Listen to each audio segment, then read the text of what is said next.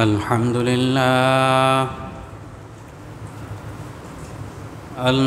لله وكفى وسلام على عباده الذين اصطفى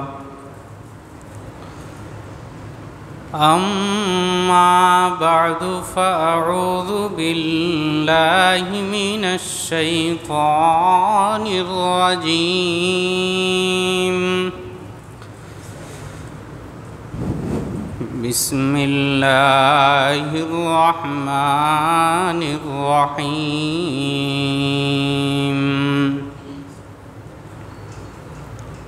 وإنك لعلى خلق عظيم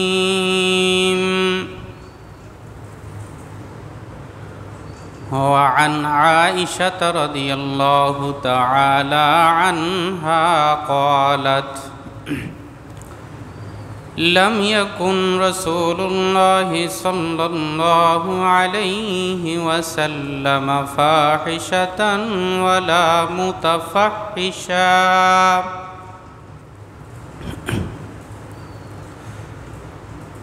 ولا سخابا في الأسواق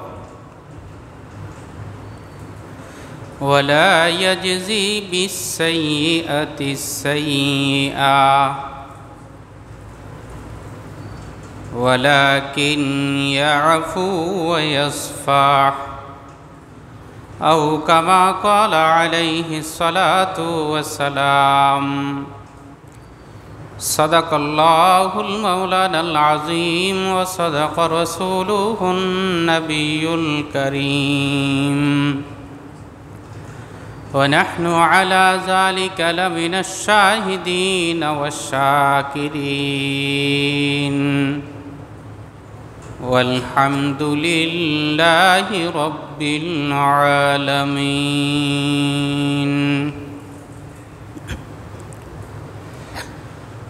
الحمد لله আল্লাহ রব্বুল আলামিনের অশেষ দয়া ও মেহেরবানি ও ইহসান।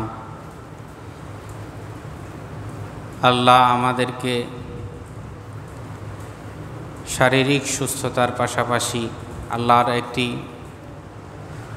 অশেষ একটি বড় নেয়ামত আল্লাহ পাকের বিধান পালনার্থে মসজিদে জুমার নামাজের উদ্দেশ্যে আসার বসার, সেই সাথে ধর্মীয় কিছু কথা বলা ও শোনার তৌফিক দান করেছেন। এই জন্যে সকলে আল্লাহ পাকের দরবারে মৌখিক শুকর গুজার হই বলি আলহামদুলিল্লাহ। হাজারো মানুষ ইচ্ছা থাকলেও মসজিদে আসার সুযোগ নেই।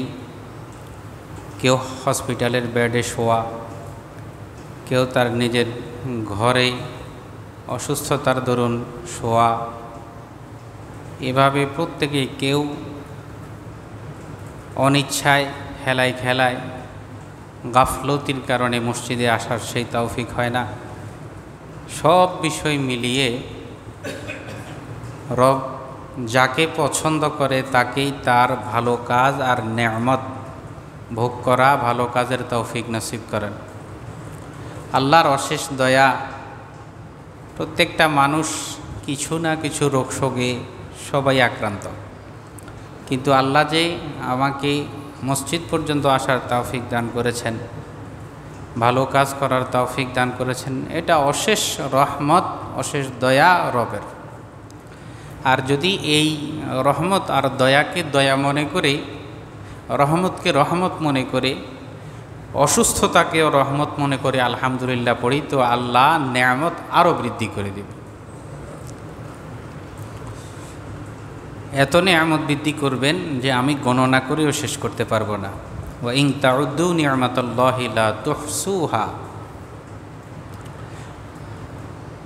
রবিউল আউয়াল মাস চলমান।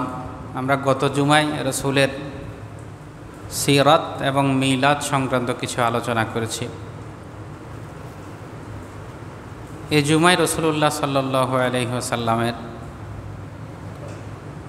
আংশিক জীবনের সামান্য কিছু চরিত্র, হুজুরের ব্যবহার সম্পর্কে সামান্য আলোচনা আমরা করার চেষ্টা করব ইনশাআল্লাহ।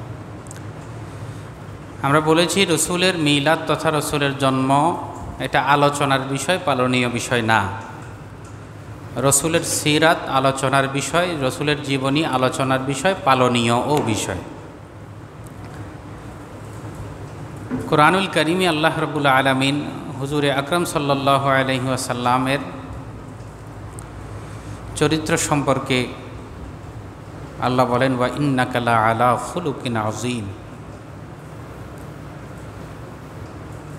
নিশ্চয়ই আল্লাহ আপনাকে উত্তম চরিত্র, আপনাকে আল্লাহ রাব্বুল আলামিন দান করেছেন, অধিষ্ঠিত করেছেন উত্তম চরিত্রে। মুফাসসিরিনে কেরাম উত্তম চরিত্র কি লিখতে গিয়ে কেউ বলেন ধর্ম, এটাই হলো রসুলের উত্তম চরিত্র। আর কেউ বলেন, আম্মাজান আয়েশা রাদিয়াল্লাহু তাআলা আনহার এক রেওয়ায়েতে পাওয়া যায়, আম্মাজান আয়েশা বলেন, চরিত্রের অর্থই হলো কোরআন। আম্মাজান রেওয়ায়াত করেন, কানা খুলুকুহু আল কুরআন, হুজুরের চরিত্রই হলো কোরআন। কোরআন যেটাকে হালাল বলেছেন, হুজুর সেভাবে হালাল হিসেবে গ্রহণ করেছেন, হালাল হিসেবে চলেছেন। কোরআন যেটাকে হারাম করেছেন, হুজুর সেটাকে হারাম হিসাবে মেনেছেন এবং সেভাবে চলেছেন। তো রসুলের এই সিরতের অংশ থেকে আমাদের এটাও শিক্ষণীয় যে কোরআন যা হালাল করেছে সেটাকে আমরা হালাল হিসাবে গ্রহণ করা, মেনে নেয়া এবং হালাল অনুযায়ী জীবনযাপন করা। কোরআন যেটাকে হারাম করেছে সেটাকে হারাম হিসাবে গ্রহণ করা এবং এই হারামকে বর্জন করা। হুজুরে আকরাম সাল্লাল্লাহু আলাইহি ওয়াসাল্লাম এক হাদিসে আম্মাজান আয়েশা রাদিয়াল্লাহু আনহা বলেন, রাসূলুল্লাহ সাল্লাল্লাহু আলাইহি ওয়াসাল্লাম কখনো অশ্লীল ভাষা কখনো ব্যবহার করতেন না।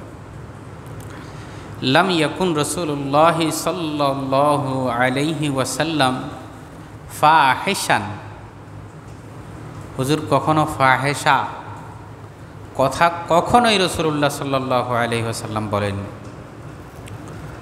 ওয়ালা মুতাফাহিশা, এবং অশোভন কথা, সুন্দর হয় না এমন কথা রাসূলুল্লাহ সাল্লাল্লাহু আলাইহি ওয়াসাল্লাম কখনো বলেন। ওয়ালা সাখাবান ফিল আসওয়াক, হুজুর বাজারে দাঁড়িয়ে অনেক বড় বড় আওয়াজে কথা বলতেন না। বাজারে গেলে অনেকে অনেক ধরনের ক্রেডিট খাটাতে চায়, সে চায় যে তার আওয়াজটা বড় হলে মানুষ তাকে অনেক কিছু বলবে, ভাববে জোর আওয়াজে। রাসূলুল্লাহ সাল্লাল্লাহু আলাইহি ওয়াসাল্লামের চেয়ে বড় নেতা এই পৃথিবী কখনো দেখেনি, দেখবেও না। হুজুরের চেয়ে বড় ক্ষমতাধর কে পৃথিবী কখনো দেখেও নি, দেখবেও না। হুজুরের চেয়ে বড় সুন্দর চরিত্র এই পৃথিবী কখনো দেখেও নি, আর একজন দেখবেও না। হাসান ইবনে সাবিত রাদিয়াল্লাহু আনহু শায়েরে রসুল, সাহাবাই কেরামের ভিতরে কবিতা আবৃত্তি আরবিতে বেশি জানতেন হাসান ইবনে সাবিত। হাসান ইবনে সাবিত রাদিয়াল্লাহু আনহু হুজুরে আকরাম সাল্লাল্লাহু আলাইহি ওয়াসাল্লামের শানে কিছু কবিতা লিখেছেন, বড় সুন্দর কবিতা। ওয়া আহসানু মিনকা তারাকাতু আইনি ওয়া আজমালু মিনকা লাম তালিদিন নিসাই, খুলিকতা মুবাররাআন মিন কুল্লি আইবিন কাআন্নাকা কদ খুলিকতা মা তাশাউ। এই চারটা কবিতা, 4 লাইনের কবিতা তিনি আবৃত্তি করেছেন আরবিতে। ওয়া আহসানু মিনকা লাম তারাকাতু আইনি, তিনি বলেন আমার এই চোখ আপনার চেয়ে সুন্দর কোনো মানুষ এই পৃথিবীতে দেখেনি। ওয়া আজমালু মিনকা লাম তালিদিন নিসাই, আর কোনো মহিলা, কোনো নারী আপনার চেয়ে সুন্দর কোনো সন্তান জন্ম দেয়নি। খুলিকতা মুবাররাআন মিন কুল্লি আইবিন, আপনাকে সৃষ্টি করা হয়েছেই আপনি সকল দোষ ত্রুটি থেকে মুক্ত। কাআন্নাকা কাদ খুলিকতা মা তাশাউ, যেন আপনাকে সৃষ্টি করা হয়েছে আপনি যেভাবে চেয়েছেন সেভাবেই। কবিতাগুলার অর্থ আসলে মর্মার্থ অনেক গভীর, এক একটা কবিতার ভিতরেই অনেক কথা। তিনি এই কবিতাগুলো দিয়ে রাসূলুল্লাহ সাল্লাল্লাহু আলাইহি ওয়াসাল্লামের শান মান, হুজুরের মর্যাদা সম্পর্কে তিনি বলেন, এ পৃথিবীর কোনো নারী এমন সন্তান জন্ম দেয়নি, এ পৃথিবীর কোনো চোখ এমন মানুষ আর দেখেনি, দেখবেও না। এ পৃথিবীর কোনো মানুষ তার চেয়ে পুত পবিত্র ছিল এমন নেই। এই পৃথিবীর মানুষদের ভিতরে তার সৃষ্টিগত দিকে এত অনুপম, এত নিখুঁতভাবে সৃষ্টি, যেন মনে হয় যেন যাকে সৃষ্টি করা হয়েছে তার নিজের ইচ্ছাই তাকে এইভাবে সৃষ্টি করা হয়েছে। সুবহানাল্লাহ।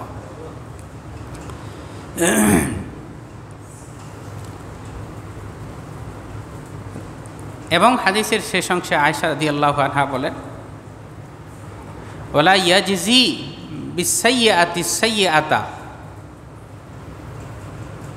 আল্লাহর নবী কখনো কোনো খারাপকে তার বদলা খারাপ দিয়ে দিতেন না। হুজুরের সাথে কেউ যদি কোনো খারাপ আচরণ করতেন হুবহু সেই আচরণ করতেন না। লা ইয়াজজি বিসাইয়্যাতি সাইয়্যাতা, হুজুর এর প্রতিদান দিতেন ওয়ালাকিন ইয়াফু ওয়া ইয়াসফাহ, বরং সে হুজুর কেউ তার সাথে খারাপ ব্যবহার করলে, খারাপ কিছু বললে হুজুর তাকে ক্ষমা করে দিতেন। ওয়া ইয়াসফাহ, এবং এটাকে উপেক্ষা করে চলতেন, বিষয়টা অন্তরেও রাখতেন না। এই চরিত্রগুলা রসুলের আমরা শুধু শোনা নয়, এগুলা আমরাও গঠন করার জন্যে রেওয়ায়েতগুলো বর্ণিত হয়েছে। যেমন রসুল অশ্লীল ভাষা ব্যবহার করতেন না, ঠিক আমিও অশ্লীল ভাষা ব্যবহার করার সুযোগ নাই। রসুল যেমন অশোভন কথা বলতেন না, অশোভন কথা আমিও বলার সুযোগ নেই। রসুল যেমন বাজারে খুব বেশি হাই হুল্লার আর জোর আওয়াজে কথা বলতেন না, ঠিক আমাকেও এরকম বলার সুযোগ নেই। রসুল যেমন খারাপের বদলা খারাপ দিয়ে দিতেন না, আমিও ঠিক একই রকম খারাপের বদলা খারাপ দিয়ে দিব না, বরং মাফ করে দেব, ক্ষমা করে দেব, এবং পাশাপাশি এটাকে উপেক্ষা করে চলবো। এটা আর হৃদয়ে রাখবো না, এটা ছেড়ে ফেলে দেব। যা হওয়ার হয়ে গেছে মাফ করে দিয়ে এটা দিল থেকে বের করে দেব। এটাই হলো অনুপম চরিত্র রসুলের, আর এটাই হলো আমাদের জন্য অনুসরণীয়, অনুকরণীয়। এই শানওয়ালা রসুল, যে রসুল একটা ইশারা দিলে গোটা আরবদের মাথা, কাফের মুশরিকদের মাথা জমিনের সাথে সাথে পড়ে যাবে, এমন হাজার হাজার লাখ লাখ সাহাবাই কেরাম, জীবন উৎসর্গকারী সাহাবাই কেরাম ছিল, সে রসুল কখনো কাউকে আঘাত করেননি। আঘাত করার ক্ষমতা কেমন ছিল? সকল ক্ষমতাধর রসুলের সাথে ছিল। এবং শক্তি কেমন ছিল? আল্লাহ প্রত্যেক নবীকে 40 জন পুরুষের শক্তি দান করেছেন, এক এক নবীকে 40 জন সুঠাম দেহের অধিকারী, সুস্থ সবল শক্তিশালী পালোয়ান, এদের মতো 40 জন পুরুষের শক্তি একজন নবীর ভিতরে দান করেছেন। আর আমাদের প্রিয় হাবিব জনাবে রাসূলুল্লাহ সাল্লাল্লাহু আলাইহি ওয়াসাল্লামের মধ্যে আল্লাহ এরকম 100 জন পুরুষের শক্তি দান করেছেন। এমন শানওয়ালা রসুল কখনো কাউকে আঘাত করেননি, আঘাত করে একটা কথাও বলেননি। এই হলো অনুপম চরিত্র। ফাতহে মক্কায়, মক্কা বিজয়ের দিন সবাই পালায়ন করছে, যেখানে মুহাম্মদ 313 জন নিয়ে 1000-এর বিরুদ্ধে জয়লাভ করে, 1000 নিয়ে 3000-এর বিরুদ্ধে জয়লাভ করে, সেখানে আজকে প্রায় 10,000 নিয়ে আসতেছে। আজকে মনে হয় মক্কায় আর কেউ বাকি থাকবে না। এমন রসুল এসে বললেন, কাবার গিলাপ ধরলে মাপ, অমুকের ঘরে ঢুকলে মাপ, আবু সুফিয়ানের ঘরে গেলে মাপ, সকলে শুধু মাপ মাপ মাপ মাপ। যে ব্যথা রসুলের ভিতরে ছিল, যে রাসূলুল্লাহ সাল্লাল্লাহু আলাইহি ওয়াসাল্লাম নিজের আপন জন্মস্থান থেকে রসুলকে বাধ্য করে বিতাড়িত করেছে, হিজরত করতে রসুল বাধ্য হয়েছে, এমন কষ্ট চাপা নিয়েও রসুল বললেন মাপ। এমন কষ্ট চাপা দিলে নিয়েও রসুল বললেন মাপ মাপ মাপ। যে রসুল আপন চাচা হামজা উহুদের ময়দানে এভাবে ক্ষতবিক্ষত হয়েছে যে হামজার চেহারা আর বুঝার মতো, চেনার মতো কোনো উপায় ছিল না, এমন অবস্থায় রসুল বলেছেন মাপ। আপনারা শুনবেন একটি ঘটনা। ওয়াহশী হযরত হামজা রাদিয়াল্লাহু তাআলা আনহুকে উহুদের ময়দানে হত্যা করে, শহীদ করে এভাবে আঘাত করেছে যে একটা বুকের উপরে প্রায় 80টা কোপ দিয়েছে। চেহারায় এত আঘাত করেছে যে আর চেহারায় বোঝা যায় না যে এটা হামজা। এটা কারো চেহারা যে সিলেক্ট করে, মানুষের মূল তো চেহারাতে দেখেই তো একজন আরেকজনকে চিনে, আর সেই চেহারাই নেই। ওয়াহশী এসে আল্লাহর নবীকে বললেন, ইয়া রাসূলুল্লাহ, আমি যদি ইসলাম ধর্ম গ্রহণ করি তো আমার সব গুনাহ কি মাফ হবে? রসুল বললেন, হ্যাঁ, আল ইসলাম ইয়াহদিমু মা ক্বাবলাহু, সকল কিছু মাফ করে দিবে, ইসলাম সব কিছু আগের সকল গুনাহ ক্ষমা করে দে, গ্রহণ। তখন হামজা, এই ওয়াহশী আবার বললেন, আমি যে হামজাকেই কতল করেছি আর শহীদ করেছি, ওইটাও কি মাফ করে দিবে? তো রাসূলুল্লাহ সাল্লাল্লাহু আলাইহি ওয়াসাল্লাম বললেন, আল্লাহ তোমার ওই গুনাহও মাফ করে দিবে। তবে ওয়াহশীকে হুজুর সাল্লাল্লাহু আলাইহি ওয়াসাল্লাম জীবদ্দশায় রসুল বলতেন, ওয়াহশী, তুমি যতদিন বাঁচো আমার সামনে যত কম আসতে পারো, আমার সামনে যত কম আসতে পারো, কেন? তোমাকে দেখলে আমার চাচার চেহারা আমার স্মরণ হয়, মনে হয়ে যায়। একটা মানুষকে এভাবে নির্মমভাবে কিভাবে কেউ হত্যা করতে পারে? ওয়াহশী এটা নিয়ে খুব দুঃখে ছিল যে রাসূলুল্লাহ সাল্লাল্লাহু আলাইহি ওয়াসাল্লামের সামনে যাওয়াকে সাহাবায়ে কেরাম সবচাইতে বড় নেয়ামত মনে করতেন, হুজুরের সান্নিধ্যে থাকা।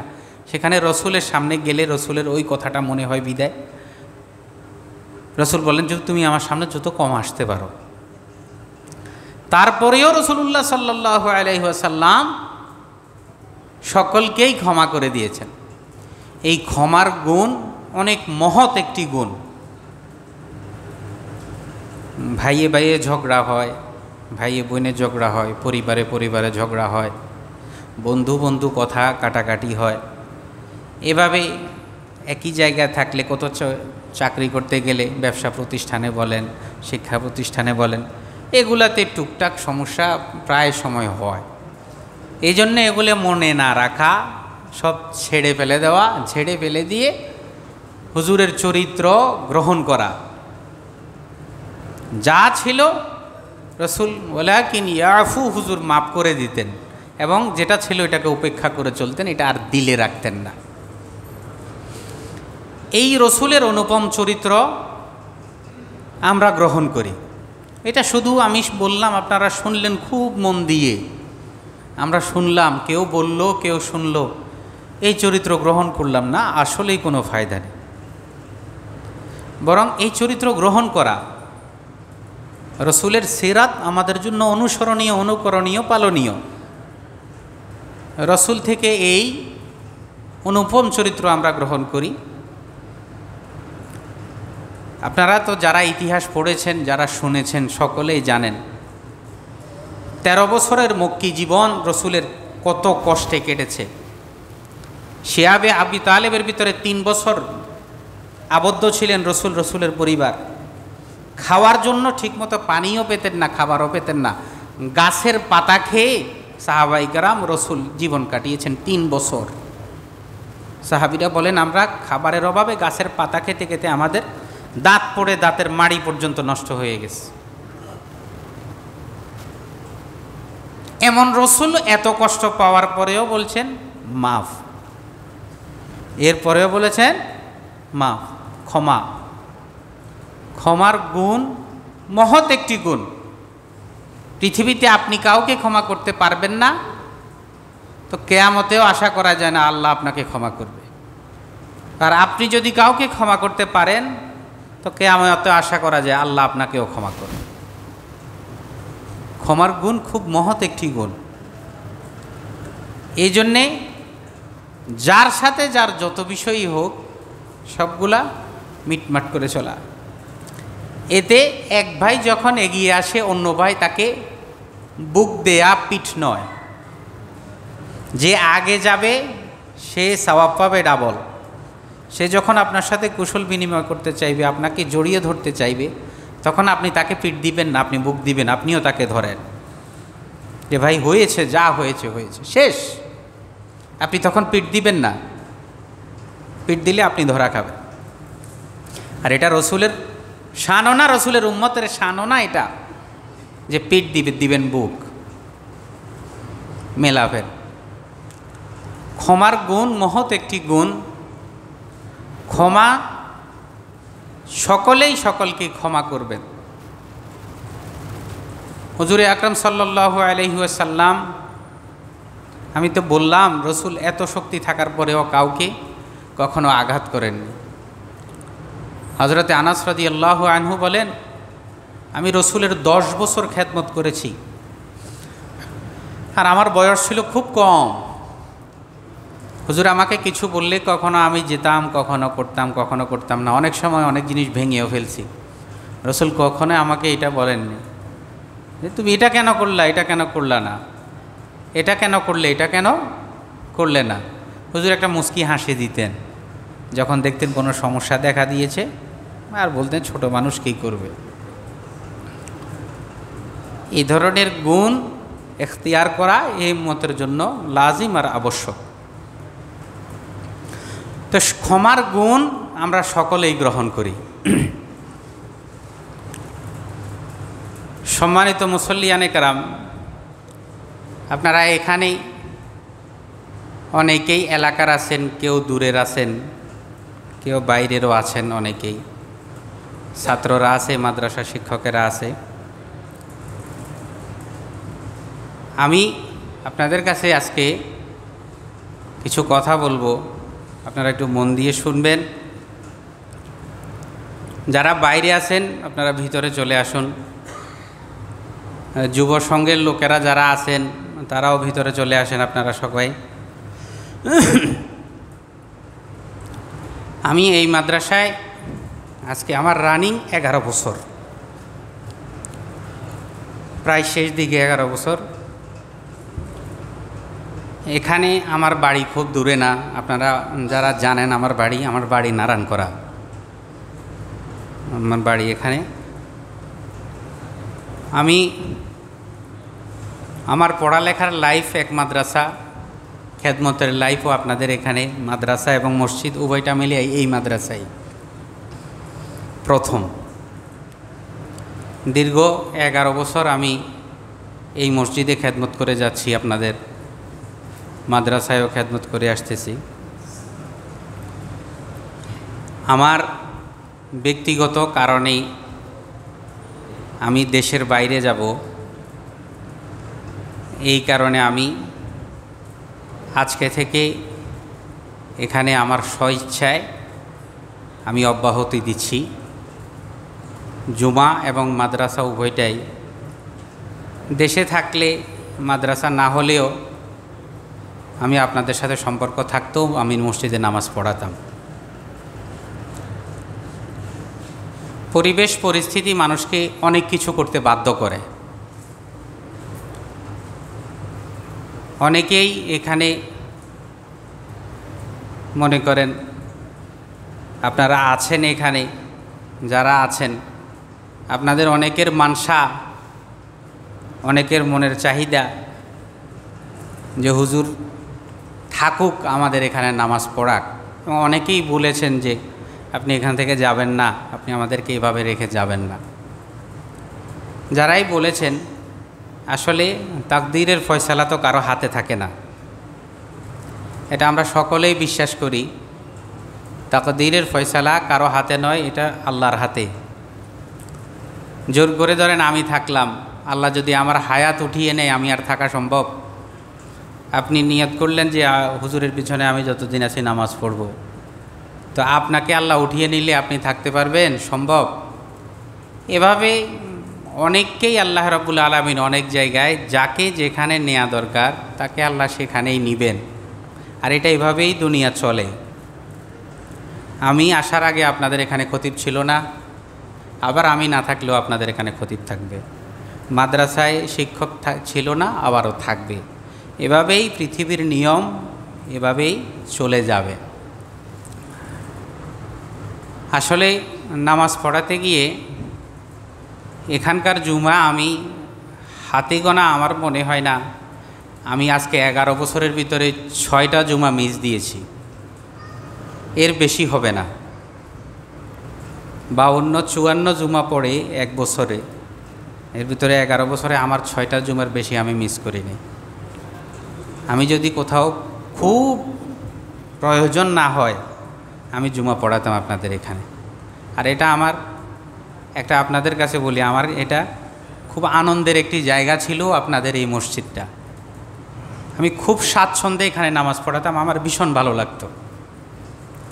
আমি যখন এসেছি তখন মসজিদের পুরাতন মসজিদ ছিল, গম্বুজওয়ালা যে মসজিদটা ছিল, সেখান থেকে আল্লাহ রাব্বুল আলামিন আজকে অনেক বিশাল মসজিদ করেছেন। আবার মাদ্রাসা হচ্ছে, আরও হবে ইনশাআল্লাহ। আমি দোয়া করি মাদ্রাসা মসজিদ আরও তরক্কি হোক, আপনারা পাশে থাকবেন সব সময় মাদ্রাসা মসজিদের। তো আমি সব সময় চেয়েছি আপনাদের পাশে থাকতে। তাকদীরের মুআমালা যেটা, সেটা মানতে হবে। হয়তো আমি আর আপনাদের সাথে কন্টিনিউ করতে পারবো না। 25 তারিখ হয়তো বা ইনশাআল্লাহ আমার যাওয়া হবে, আল্লাহ যদি চায়, বা 1-2 দিন আগ পরেও হতে পারে। তো আমি আজকে আনুষ্ঠানিকভাবে আপনাদের সকলের কাছেই আমি বিদায় চাচ্ছি, এবং আপনাদের সকলের কাছে আমি হাত জোর ক্ষমা চাচ্ছি। যদি কারো কোনো অধিকার আমার দ্বারা নষ্ট হয়ে থাকে, আপনাদের সকলের কাছে আমি ক্ষমা চাচ্ছি। আল্লাহর ওয়াস্তে আল্লাহকে হাজির নাজির করে বলতেছি, কোনো মুসল্লির প্রতি আমার কোনো রকম